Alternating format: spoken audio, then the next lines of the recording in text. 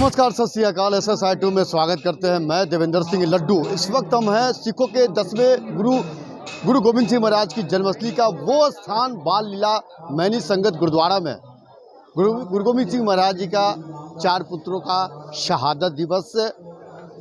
उनके पुत्र मन में दृढ़ प्रतिज्ञा थी कि हमें सिख रहना है और बाल अवस्था में भी काफ़ी तेज तर्रार थे। इस वक्त देखिएगा तो तमाम सिख संगत यहाँ पर आए हैं दर्शन करने और मत्था टेकने के लिए। लेकिन सबसे बड़ा सवाल होता है कि आज भी उनके कर्मों के वजह से लोग जाने जाते हैं।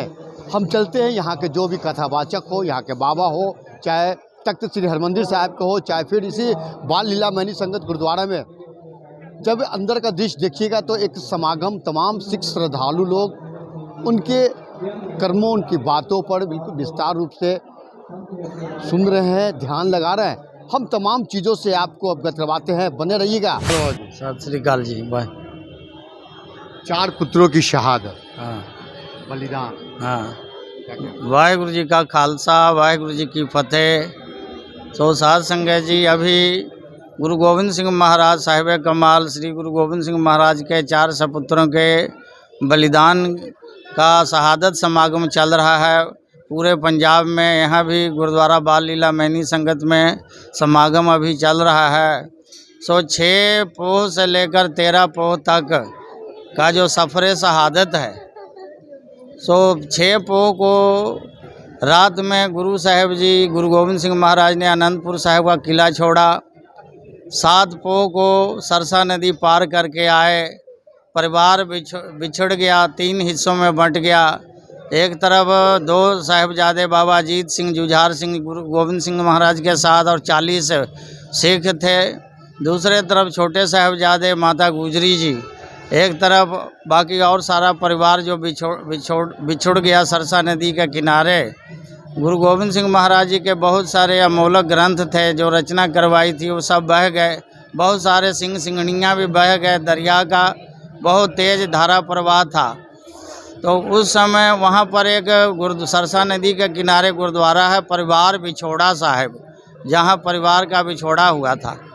तो इधर गुरु गोविंद सिंह महाराज 2 साहिबजादे और 40 सिंहों के साथ चमकौर की गढ़ी में आए और इधर माता गुजरी जी 2 छोटे पोते बाबा जोरावर सिंह, बाबा फतेह सिंह को साथ लेकर के जा रहे थे। तो एक कुम्मा मास्की था, गुरु साहिब जी को पहचानता था, सेवक था, वो अपने घर ले गया। एक रात वहाँ माता जी रहे। फिर गंगू ब्राह्मण मिला, वो 8 पोह को गुरु साहिबजादों को माता जी के साथ अपने घर सहेड़ी गांव में ले गया। वहाँ पर जा कर के उसका ईमान डोल गया। माता जी के पास मोहर की थैली थी, देख करके उसने चुरा लिया।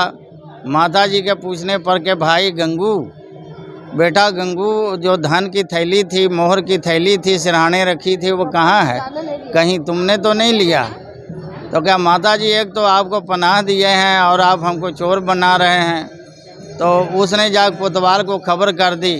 तो छोटे साहिबजादों को मोरिंडा के जो कोतवाल थे वो ले करके और हाथ पीछे बांध करके ले गए मोरिंडा से फिर सरहंद ले गए।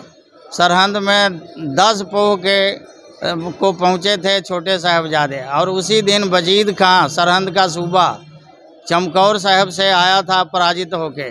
ते खबर करी सिपाहियों ने कि गुरु गोविंद सिंह के 2 लाल पकड़े गए हैं, माता जी भी साथ हैं। कहाँ रखना है? बोला ठंडे बुर्ज में रखो।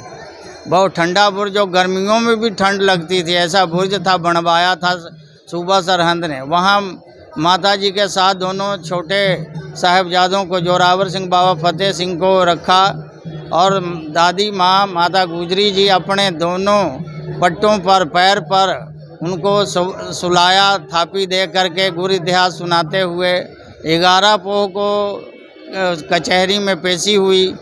तो दादी माँ ने कहा कि जोरदार बुलंद आवाज़ में जयकारा छोड़ना, वाहिगुरु जी का खालसा, वाहिगुरु जी की फतेह बुलाना, झुकना नहीं, अपना दीन मजहब अपना छोड़ना नहीं, दादा गुरु और पिता गुरु के आदर्शों पर चलना है, हीन नहीं मानना है। समझा कर भेजा। कचहरी में गए तो वाहिगुरु जी का खालसा वाहिगुरु जी की फतेह बुलाई। सरहंद सूबा जो है हैरान रह गया कि छोटे छोटे बच्चे हैं और इतनी बुलंद आवाज़, जबकि सिपाही जब ले जा रहे थे तो कहा कि झुक करके सलाम करना, बात सूबा को सलाम करना, पर सलाम नहीं किया, फतेह बुलाई। तो फिर इसी तरह 12 पो को भी कचहरी में पेशी हुई, कहा कि इस्लाम कबूल कर लो, तुम्हें राज सुख देंगे, जगीर और ये सब देंगे, लालच दिया। पर छोटे साहबजादे ने इनकार कर दिया, हमें कुछ नहीं चाहिए, हम गुरु गोविंद सिंह साहब के पुत्र हैं, जो है सूबा जो कुछ करना है तू कर ले, हम इन मानने वाले नहीं हैं, इस्लाम कबूल नहीं करेंगे। तो 13 पो को और काजी ने फतवा लगा दिया, इसको जिंदा ही नींव में दीवार में चिन्ह दिया जाए। तो इस तरह शहादत पा गए, शहीदी पा गए छोटे लाल बाबा जोरावर सिंह, बाबा फतेह सिंह जी। वाहिगुरु जी का खालसा, वाहिगुरु जी की फतेह। उन्होंने प्रकट किया इस शहादत को। जो गुरसिख हैं किसी सोग में नहीं बल्कि उसको चढ़ती कला में, आनंद में मनाते हैं। गुरु महाराज जी का शुक्र करते हैं जिनकी शहादत सदके हमारे सरों पर दस्तार है।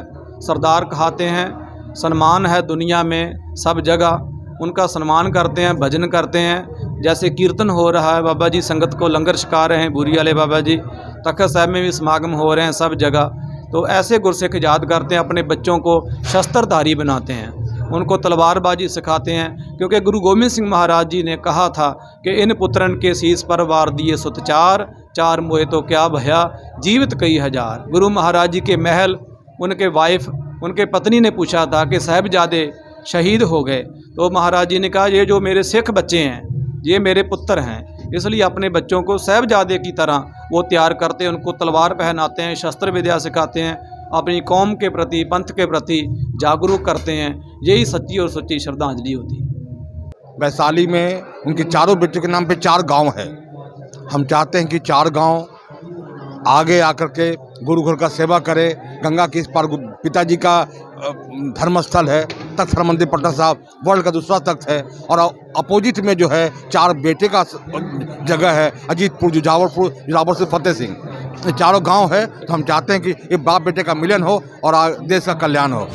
शहादत का ये समागम, और काफ़ी लोग यहाँ पर एकत्रित हैं यहाँ पर, और स्थानीय लोग भी कह रहे हैं कि गुरु गोविंद सिंह महाराज के अगर बिहार के धरती पर अगर देखिएगा तो चाहे वो वैशाली या कुछ और क्षेत्रों में है, तो तमाम चीज़ों से लोग अवगत हो रहे हैं, उनकी कर्मों, उनके कार्यों को लोग सराह रहे हैं। ऐसा साटू आप देखते रहिए।